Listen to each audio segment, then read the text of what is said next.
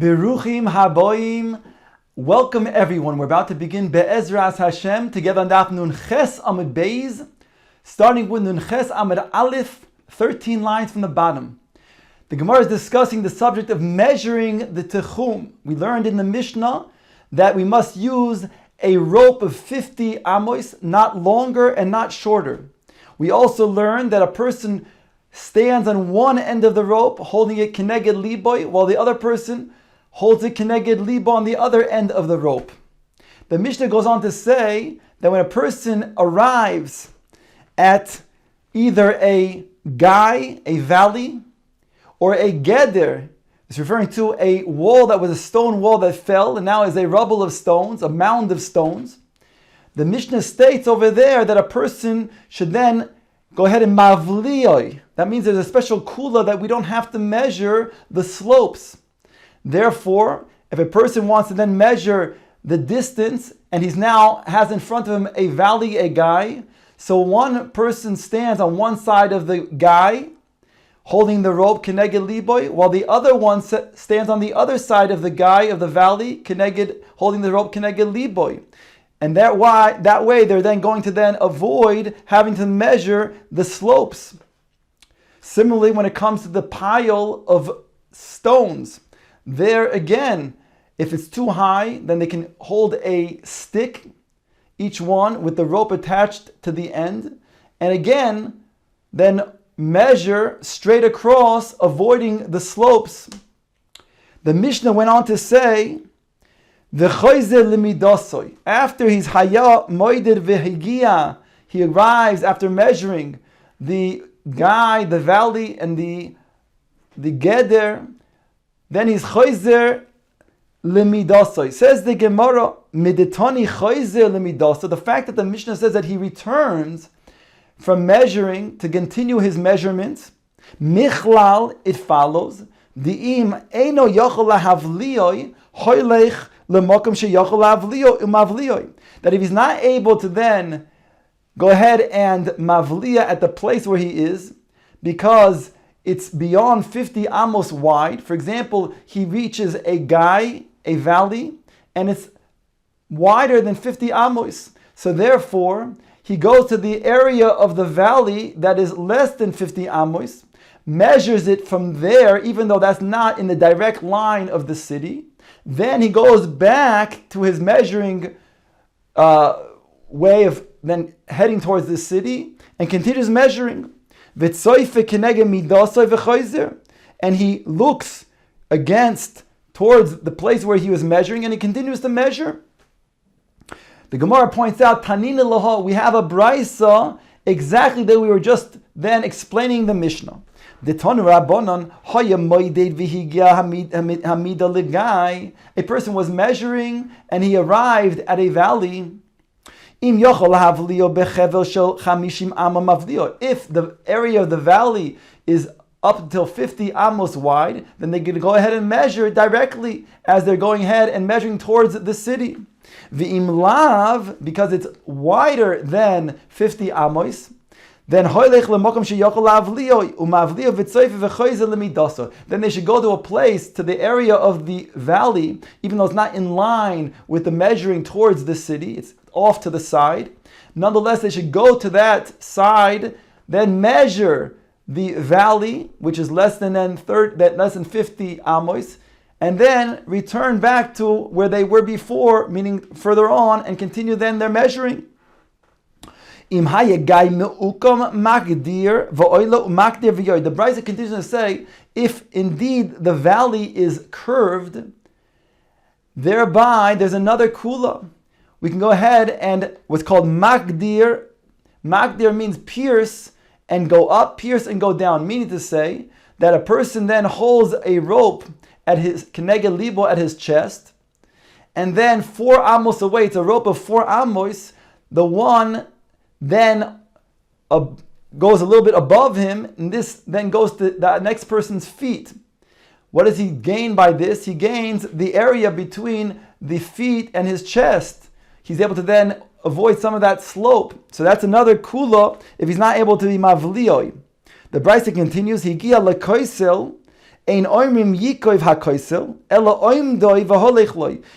to a wall, there we do not say that he has to even do this leniency of being piercing, being magdir v'oile, magdir v'yared, but we'll give him even a greater leniency, because here we're talking about a wall that's not traversed, and therefore here we're able to then skip the wall entirely by being oimed, by measuring, by just estimating the wall itself. Ask the Gemara now, behold, the Mishnah had stated that when he arrives at a geder, there he's mavlioi. That means we said that he has perhaps a stick if it's too high, and he holds the stick with the end of the rope, and then the other one on the other side of the geder holds the rope, and they measure it that way. So how come over here do we have a further leniency and say he's oimdo, he just estimates it? Answers the Gemara, there's a difference. Hasam nicha tashmishto, hochalo nicha tashmishto. There in our Mishnah, we're talking about where the geder is not a standing wall. We're talking about where the rocks, the stone wall fell down and now has a mound. So therefore it is traversable, and therefore it is something that's measurable. And that's why we're mavlioi. But in regards to the wall itself, which is not traversable, there has a vertical, then we say you just estimate. The Gemara that goes on to say, Omar Rav Yehuda Omar Shmuel lo shanu ela she'ein chut hamishkoles yori kenegdo. Here referring to the other statement in the Brisa, when we have a guy that's me'ukam, we have a curved valley, then it's stated in the Brisa, maktim v'oile maktim v'yored. The Gemara now qualifies this in the name of Shmuel and states, again, lo shanu ela she'ein chut hamishkoles yori kenegdo. Here we're talking about when it does not have a string or a rope, that if you put a weight of lead on the other end, it will fall keneged, directly against it, meaning to say it's not going to be completely a vertical type of valley. And therefore then we'll say, your makdir v'oila makdir v'yared. We have the kula of piercing. Now on top of nun ches amud beis, aval chut hamishkolos yared kenegdoi umoit kenegdoi. But if indeed we would drop a rope that has lead at the end, so that it will drop exactly down, indicating that the valley is vertical, then we'll skip the entire vertical, and we'll then just measure the bottom, the area that is flat. The Gemara now asks, V'kama oimkoi shel gai. This that we said, that when it comes to then measuring and being mavlioi, the valley, the guy, how much is the depth of this valley that we're able to then go ahead and mavlio by then standing on one end and standing on the other end, and then making a measurement across, avoiding the slopes? Or Rav Yosef is alpayim, when it's 2,000 amos. If it's beyond 2,000 amos, then you can no longer go ahead and use this kula of bimavlioi. Eisvei Abaye asks, Omoik kuf v'roichav chamishim mavlioi v'imlav ein mavlioi. Here it states in a brisa that Abaye quotes is that if it has the depth of 100 and the width of 50, then mavlioi. Otherwise, not mavlio. Here we're talking about 2,000. So how can it be going to be 2,000? It's much greater than what this brisa states. This brisa says up until 100. Hu do omar ki acherim. Rav Yosef, he goes like the opinion of the acherim, connected this brisa, as it's taught in a different brisa, the Tanya. Acherim oimrim afilu omoik alpayim v'roichev chamishim mavlioi. Even if the valley is a depth of 2,000 and the width of 50, we will still be mavlioi. Ikedame, there's another version. If you want, you can say the following. Another version, Omar Rav Yosef. Rav Yosef stated, Afilu yeser me alpayim. Even if it's greater than alpayim. Ask the Gemara, Kiman, who is this like? The lo kitanakam, lo acherim. Not like the Tanakama that said 100, and not like Acherim that says 2,000. Here, this opinion is saying more than 2,000. Hasam she'ein chut hamishkoiles yored kenegdoi.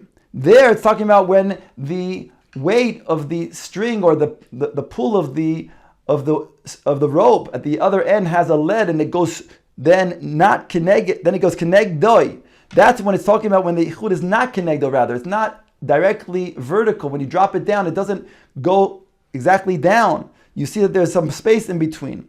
Hacha, but over here, bechud hamishkoiles yored kenegdoi.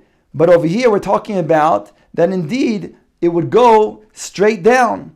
So therefore, we're more makil when it comes to then, when it's going to be straight down, then it's like the wall where we can say that we're oimed in it. And we're more makil by just merely then estimating the area. Ask the Gemara, v'chi ein chut hamishkoiles yored kenegdoi ad kama. That which we said that the chut does not fall directly down when you put the other end with a lead and it doesn't fall directly down. How much are we talking about to determine the steepness of this area? Says the Gemara, Omar Avimi Dalid. We're talking about when it's Dalid Amos. If it's within Dalid Amos, then it's considered to be steep.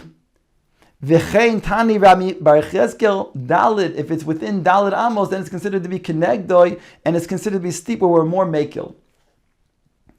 The Gemara now quotes the Mishnah, Higia Lahar Mavlioi V'choize Lemidosoi. When you, or to arrive, while you're measuring, you arrive at a mountain, so then you go ahead and mavlioi, and then choize lemidosoi. Then you go back to the measuring area. If you can't go across from where you are towards the city, then you have to go, like we explained before, towards to the side, where it's going to be less than 50 amos, and then return. Omar Rava explained, Lo shonu ele bahar mislaket asar mitoich dalid. We're talking about a mountain over here that has the steepness where it's going to be 10 tfachim within arba amos. Then it's considered to be steep enough where you can go ahead and do this bimavlioi. Aval bahar mislaket yud mitoich hey moididoi mididoi yofe. But if it's going to be 10 tfachim within 5 amos, then it's not steep enough, and we won't give the same kula. Then we'll have to do what's called over here medida yofe. That means to say that we won't have the kula that we would have of mavliya. You have to then measure it straight out, like it's going to be part of the ground. You'll have to then measure the slope as well. Rav Huna, Rav Nasin, Masni Lekula. Rav Huna, the son of Rav Nasin, he taught this statement of Rava Lekula as follows. Omar Rave, Lo shonu ele behar hamislaket asara mitoich chamesh. We're talking about a har that has the slope of 10 tfachim within 5 amos. Aval bahar mislakit asar mitoich dalid oimdoi v'holechloi. But if it's going to be asar tfachim within dalid amos, then we'll even be more mekil, and we'll say you have to be oimed. Then you can go ahead and be oimed. You can go ahead and estimate it. The Mishnah that the Gemara now quotes is bilvad sheloi yetze chutz litchum. Providing when you went and you arrived, let's say to the mountain, the Mishnah says, and you went to an area that is less than 50 amos, where you can go ahead and mavliya. This is providing with the t'nai that you don't go beyond the techum. Ask the Gemara, my time, what's the reason? Explains the Gemara, Amar of Kahane. People who see you doing this and measuring all the way outside the tchum will think this is part of the tchum. And therefore, they said it's also to then go ahead and go as far as beyond the tchum. The Gemara now quotes the Mishnah, if he's not able to then mavliya. So now, the Mishnah said if you're not able to mavliya, so then there's a special kula shemagdirin. Magdirin means to pierce. Shemagdirin behorim. Says the Gemara. Tana Rabbanan bring the following brisa. Ketzad mekadrin. How can you go ahead and mekadrin? How can you go ahead and pierce? How does this work? Tachton keneged liboy elyon keneged margaloisov. The one who's on the bottom, he stands, and then he holds the rope keneged liboy. Whereas the one above him, he then has the rope going to his feet. So we're talking about a rope, as the Gemara will about to explain, we're talking about a rope that's shorter than 50 amos. We have a Mesorah that the rope that we're discussing when we're saying piercing over here, the kula of piercing, is a rope of Daled Amos. So again, one person holds the rope at his chest, then a person slightly above him, standing on the slope, will then have the rope go to his feet, whereas that person will then also hold the rope at his chest, and the person above him will have the rope to his feet, and so on. Thereby, we're going to then save all of the spaces, the area between the feet and the chest. In other words, we save a lot of that slope when we measure. Om Rav Nachman Rabbe Bar Avua, Ei mekadrin loy be'egla arufa, v'loy be'arei miklot, mivnei she'en shel Torah. This kula, we allow piercing of the mountain to then avoid some of that slope, which is a kula. This is a kula in Erev Tchumin, which is a derabanan. But when it comes to measuring Tchumim that are deraisa, for example, Ir Miklat, where there's a Tchum, that a person who's within the Ir Miklat and the Tchum, that person is going to then have refuge from the Goel Hadam. The way we measure the Tchum is going to be without piercing. Similarly, when it comes to Egla Arufa, when we find a person who is dead, who was murdered, and we don't know who killed him, and we find him in between two cities, so the protocol is to measure the person between the cities. Which city is he closest to? How do we do that measurement? Again, without the piercing, without the kula. We measure directly straight. And therefore, the kula over here is in regards to the Rabbanon of Techumin.